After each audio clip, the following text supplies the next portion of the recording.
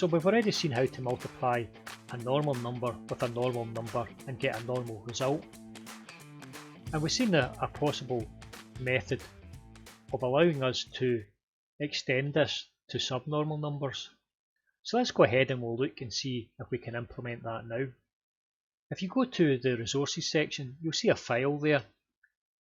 If you go and open that up and make sure you're on the Tools tab, and you'll have several options here. So we're going to choose floating point multiplier, so just click on that and it'll run up the multiplier. Now we're going to multiply together 1e to the minus 40. Now this is a subnormal number, and you see it says subnormal here, and we'll multiply that by 1000. Now 1000 is a normal number. Now it hasn't actually gone through the multiplication because I've stopped the program in order to see it before the normalization. But we're going to have a subnormal number times a normal number, and the answer is going to be a normal number. Now there's a reason why we want to go through this one first, because this is going to give us the same sort of result that we got whenever we just did the normal with the normal and get a normal result. So let's have a look at this now. You can see that the subnormal number is the x number, and that's the x number here. Now what we're going to do is we're going to take this subnormal number, and you can see that you can obviously see the number down here as well, and we can count the number of leading zeros in the significand. So the number of leading zeros is going to be 1, 2, 3, 4, 5, 6. But remember, there's going to be a 24th bit as well, which is an understood bit or a hidden bit. And for a subnormal number, that will have a value of 0. So whenever we actually count all of the zeros, leading zeros, we're going to actually have 1, 2, 3, 4, 5, 6, 7. So this leading zero count, and what I'll do is I'll call this a pre-leading zero. So this pre-leading zero count is a value of 7. So let's now go and we'll see how we can, if we press OK in this, it'll actually run through the multiplication and it's generated the correct answer. We've got our exponent here and our mantissa here. So we'll go now and we'll see how we generated that exponent and generated that mantissa. So I'll zoom in a bit in this so we can see it a bit better. Now our ye is the biased exponent for our y value, which was our 1000, and that's a value of 136.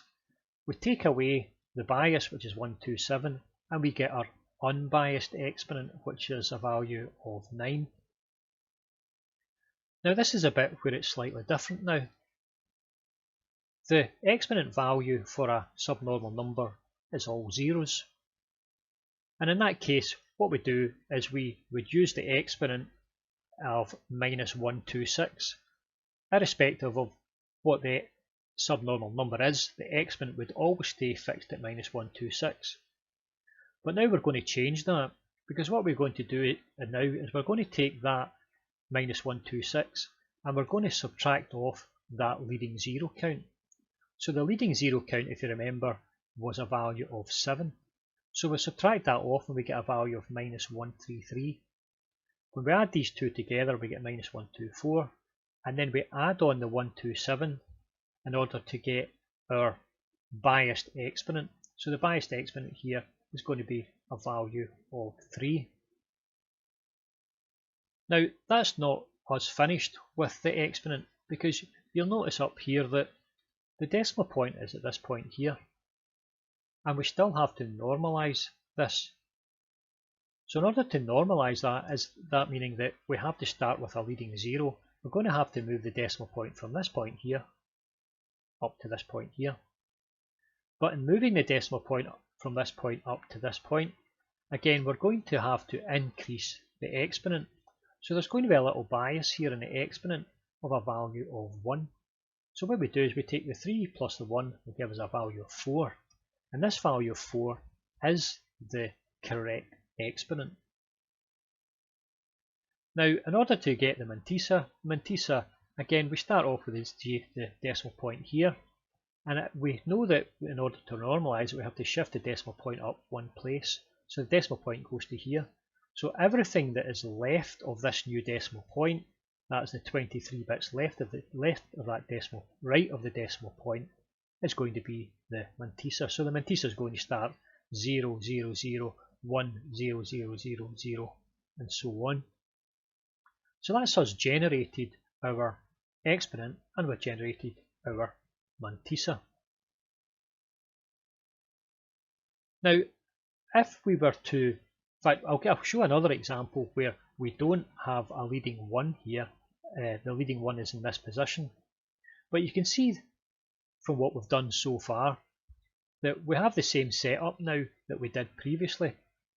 The only difference is that the unbiased exponent, the subnormal unbiased exponent has changed, and it's changed by that leading 0 count, or the pre-leading 0 count. So in this case it's a value of -7, and this would give us our new value for our unbiased exponent. But we can just use that new value for unbiased exponent the same as we did previously from that point onwards, and it's just exactly the same as multiplying a normal by a normal and getting a normal result. So let's have a wee look at one other example. So here's our second example. I've used the same number 1e to the -40. Now I've used the number 10,000. I've also swapped these round about, so the subnormal number was down here, it's now up there, so it doesn't make any difference, it just changes them in here.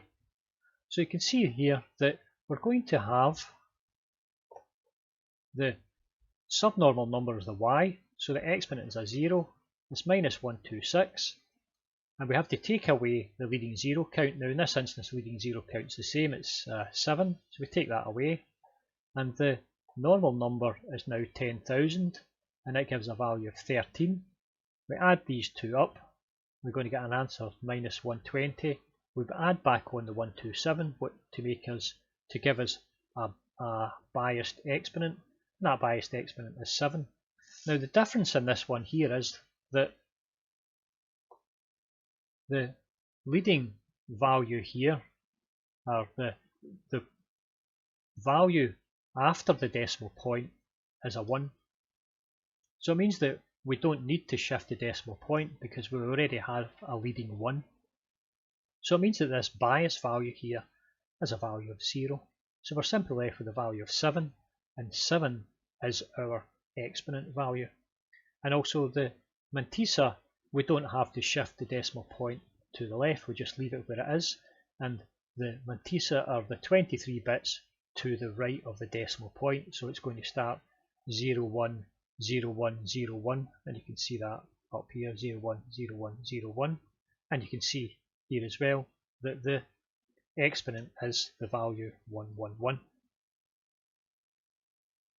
So that's us talked through everything we need to know about the normal times a subnormal giving a normal result.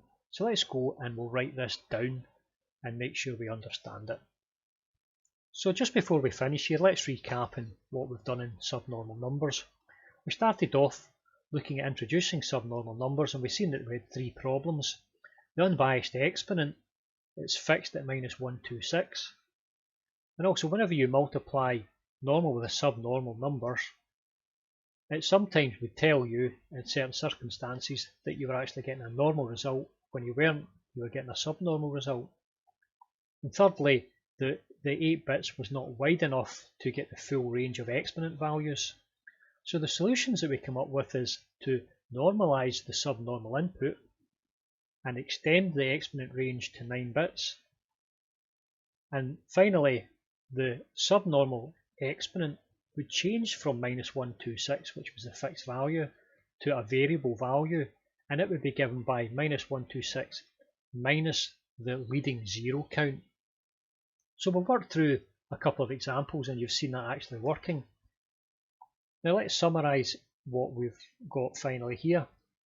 What we need to do is we need to ensure that the subnormal exponent, so that could be the exponent for either EX or EY, whichever one was the subnormal number, is going to be given by -126 minus this pre-leading zero count.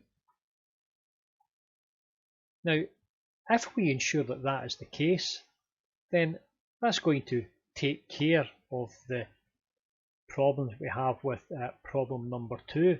So we're not going to get this problem of normal numbers times a subnormal number telling you you had a normal result when you don't, as long as we ensure that this is the case.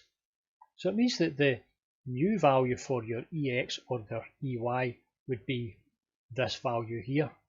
So as long as we are putting this value here in for our EX or our EY, then we're okay. So it means that the exponent would then be given by EX plus EY plus 127 plus the 0 or the 1.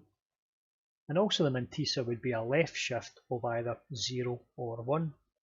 Now these two here are exactly the same as the normal times the normal, giving a normal result. So it means that by shifting the changing the subnormal number into a normal number, we can use exactly the same setup we had with the normal times the normal, giving a normal result. The only one proviso is that the subnormal exponent has to change, and it changes as -126 minus the pre-leading zero count. So I do suggest that you go ahead and open up the tool and put a few numbers in yourself and try a few examples and follow through the same route that I did in the examples in this video. Now we've covered two options here so far, the normal times the subnormal giving a normal result, and the normal times the normal giving a normal result. Now we've got two other options to look at, and that's whenever we have a subnormal answer. So we're going to look at the normal times subnormal giving a subnormal, and the normal times normal giving a subnormal. But we'll get onto those in the next couple of videos. So thank you for listening. I'll get you on the next video. Goodbye.